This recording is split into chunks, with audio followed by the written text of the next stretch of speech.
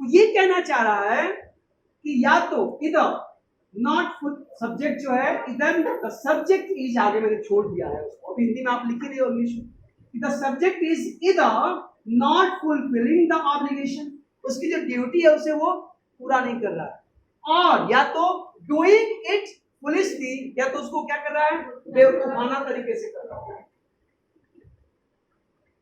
जो करना चाहिए वो ना करके कुछ और कर रहा है। पढ़ने के टाइम पे यूट्यूब पे पिक्चर देख रहा है, खेलने के टाइम पे चद्दर तान के सो रहा है। यस, अब ये वक्त सोने का तो नहीं है, या तो पढ़ लो या तो जाओ टहलाओ, थोड़ा घूमाओ, वर्जिश कराओ, परेड ग्राउंड में घूमाओ, ये भी ऑब्लिगेशन है। आपको अपने को फिट रखना, फाइन रखना, हेल्दी रखना, हैप्पी रखना, ये भी आपकी ऑब्लिगेशन, ये आपकी जिम्मेदारी। भाई दुनिया में ठीक है, नाते, रिश्तेदार, अपने मित्र, माता पिता, दोस्त, भाई बहन, पत्नी, सब ठीक है, हम रिश्तों के घेरे में चलते हैं, जीते हैं, मरते हैं, रोते हैं, गाते हैं, लड़ते हैं, झगड़ते हैं, वो सब ठीक है, लेकिन अल्टीमेटली हम सब स्वयं स्वयं के लिए जिम्मेदार, क्योंकि दुनिया में जो जीवन बनाया गया उसमें एक महत्वपूर्ण चीज है कर्म, वर्क, और कर्म की सबसे बड़ी, उसको विडंबना आप कहो, चाहे उसका गुण कहो, चाहे उसका नेचर कहो। विडंबना मैं इसलिए कह रहा हूं क्योंकि आजकल काम को लेकर के लोगों में लोग चाहते हैं कि हो जाए, करना ना पड़े, उस अर्थ में, वरना कर्म करना विडंबना नहीं हो सकती। तो कर्म की जो सबसे बड़ी थाती वो क्या है, वो कहता है कि पहले तो आपके कर्म निर्धारित हैं, नहीं करोगे तो परिणाम नहीं निकलेगा। एक दूसरी चीज कि कर्म के परिप्रेक्ष्य में ही परिणाम निकलेगा। आप आम बोओगे तो बबूल नहीं उगेगा, और बबूल बोओगे तो आम नहीं उगेगा। आप इतनी मेहनत करके इतना नहीं पा सकते, इतना करके इतनी भी नहीं पा सकते। इट इज फॉर श्योर, मिलना वही है, बराबर और विपरीत प्रतिक्रिया। न्यूटन्स थर्ड लॉ हमारे वर्क पर, हमारे कर्मों पे सीधा सीधा असर करती है। आप जो दोगे वो वापस आएगा, और फंड से आएगा, एकदम रिटर्न कैच की तरह है, जैसे फॉलो थ्रू में आप पकड़ते हैं, सही लेंथ पे गेंद फेंकिए, बल्लेबाज मिस करेगा, आपके पास आ रहा है, पकड़ना आपका काम है, कॉटन बॉल।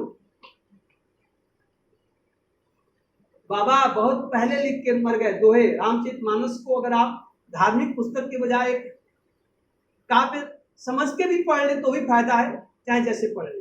तो कहते हैं कि सकल पदार्थ यही जग माही, कर्महीन नर पावत ना। इस धरती पर हर तरह के पदार्थ ईश्वर ने बनाए, लेकिन जो नर है ना, जो मनुष्य है ना, मैंने किसी कर्महीन नर को नहीं देखा। कुछ ना कुछ करना ही, आप मनुष्य हैं तो बिना किए जी नहीं सकते, नहीं जी सकते। और फिर बाबा आगे भी लिखते हैं क्या कि कर्म प्रधान विश्व करी राखा, जो जस कर सो तस फल चाहे। बात वही आगे कि जो करोगे, न्यूटन भी तो यही कहते हैं कि हर क्रिया के बराबर और विपरीत प्रतिक्रिया होती है। सिर्फ फिजिक्स में लागू नहीं होता, ये जीवन में भी लागू होता है। हमारे हर एक्शन का रिएक्शन है, बीट गुड एक्शंस और बैड एक्शंस, रिएक्शन है, मिलना ही मिलना है। आप की बात में क्यों उठा रहा हूं, क्योंकि हम लोग ऑब्लिगेशंस की बात कर रहे हैं। और आज की जो ये सोशल मीडिया वाली पीढ़ी आई है, इसे ऑब्लिगेशन से बड़ी परेशानी है। ये ड्यूटी को भी रिस्ट्रिक्शन समझते हैं। बंदिशें हमें परेशान करती, जाहिर सी बात है, बंदिश नहीं होनी चाहिए, ठीक है, लेकिन मुझे तो लगता है कि बंदिशें ही हमें स्वतंत्रता की ओर लेकर जाती है। जिस पर बंदिशें नहीं है, वो पहली चीज न तो स्वतंत्रता का महत्व समझ पाता है, और न ही वह स्वतंत्र हो पाता है। न ही उसका आनंद ले पाता है। 3 दिन आपको एक कमरे में बंद कर दिया जाए बिना हवा पानी के, भोजन के, उसके बाद आपको बाहर निकाला जाए, तो आपको महसूस होता है कि स्वतंत्र होना क्या है।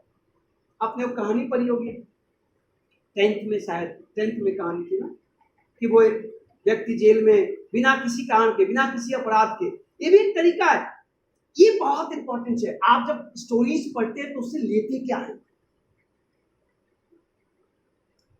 यूपी बोर्ड के सिलेबस में, एनसीईआरटी के सिलेबस में कहानी है जिसमें एक आदमी बिना किसी अपराध के जेल में बंद हो जाता है, उसके बाद वो छूटता है। कहानी लंबी है, मैं उसका जिस्ट बता दूं। जब वो छूटता है तो घर जाने के बजाय सीधे बाजार पहुंचता है और एक पक्षी बेचने वाले दुकान में पहुंचता है जहां कुछ डर्ब्स है। डर्ब्स पिंजरे में बंद हैं। तो वो जेल में मजदूरी करके, भाई आप जेल में होते हैं तो वहां काम करके उसका मेहताना भी मिलता है। वो जो पैसे इकट्ठा किया है उसे पूछता है कि कितने का है, तो बताता है इतने का है। ये थोड़ा सा चिंतित होता है, फिर कहता मेरे पास इतने तो नहीं है, इतने में दे दोगे तो मैं ले लूंगा। कहता ओके फाइन, ले जाओ। वो पिंजरा फेंक लेता है और बाहर आकर के दुकान के गेट पर आकर पिंजरे का शटर खोल देता है और उसमें जितने जो 2-3 डर्ब्स होते हैं वो उनके हवा में तैरते हुए चले जाते हैं। दुकानदार बहुत चक्का रह जाता है। वो कहता है अरे अजीब मूर्ख इंसान हो, ये तुमने क्यों किया? तुमने अपनी मेहनत की कमाई के पैसे मुझे दिए, इसको खरीदा और इसको घर ले जाने के बजाय अपने सारे पक्षियों को उड़ा क्यों दिया? कहता है दोस्त, आप कभी बिना किसी गलती के सजा पाए हैं? जेल गए हैं? सलाखों के पीछे कभी रात गुजारी है आपने? तो कहता है नहीं। तो कहता है तब आप मेरी इस भावना को, मेरे द्वारा किए गए इस कार्य को नहीं समझ पाए, और मुस्कुराता हुआ चला जाता। सच तो यह है कि दुख, अंधेरा, बंदिशें, मुफलिसी, ये कभी कभी जीवन में जरूरी है वर्तमान से और बेहतर जीवन पाने के लिए। आप समझिए कि कैटलिस्ट का काम करते हैं, ये आपको पुश करते हैं। किसी ने कहा ना कि a smooth road never makes a good driver. एकदम चिकनी चुपड़ी सुंदर सड़क हो, कोई ट्रैफिक ना हो, तो वहां आप गाड़ी चला के कभी अच्छा ड्राइवर नहीं बन सकते। A clear sky never makes a good pilot. साफ सुंदर आकाश जहां कोई परेशानी नहीं, चुनौतियां नहीं है, उस आकाश में आप जहाज उड़ाकर कभी अच्छे पायलट नहीं बन सकते। समझे? A peaceful sea never makes a good sailor. और समुद्र बिल्कुल शांत हो तो कोई भी नाव चला सकता है महाराज। आप अच्छा नाविक कब बनेंगे? जब तूफान के बीच अपनी हम लाए हैं तूफान से कश्ती निकाल के, इस देश को रखना मेरे बच्चों संभालते। कवि प्रदीप की कविता जो फिल्म आई थी, उसमें ये गीत शिक्षक सिखाता है, तो उस तूफान से कश्ती। तो अच्छा सेलर बनने के लिए कभी कभी तूफान में भी घुसिए। And a problem free life never makes a good person. जाकी पांव में फटी हुई वाइफ को क्या जाने पीत पड़ेगी? अगर आपके जीवन में समस्याएं ही नहीं है, बाधाएं ही नहीं है, चुनौतियां ही नहीं है, दुख ही नहीं है, तो तय है कि आप इंसान होके भी बेहतर इंसान नहीं है। आप सामने वाले के बारे में, आप समाज के लिए एसेट नहीं हो सकते। जिसने दुख देखा है ना, वही दुख का मतलब समझता है। अजय जी का एक उपन्यास है नदी के द्वीप, उसमें वो लिखते हैं कि दुख सभी को मांसता है, और जिसे ये अच्छे से मांस देता है वो कभी किसी और को दुख में देखना नहीं चाहता।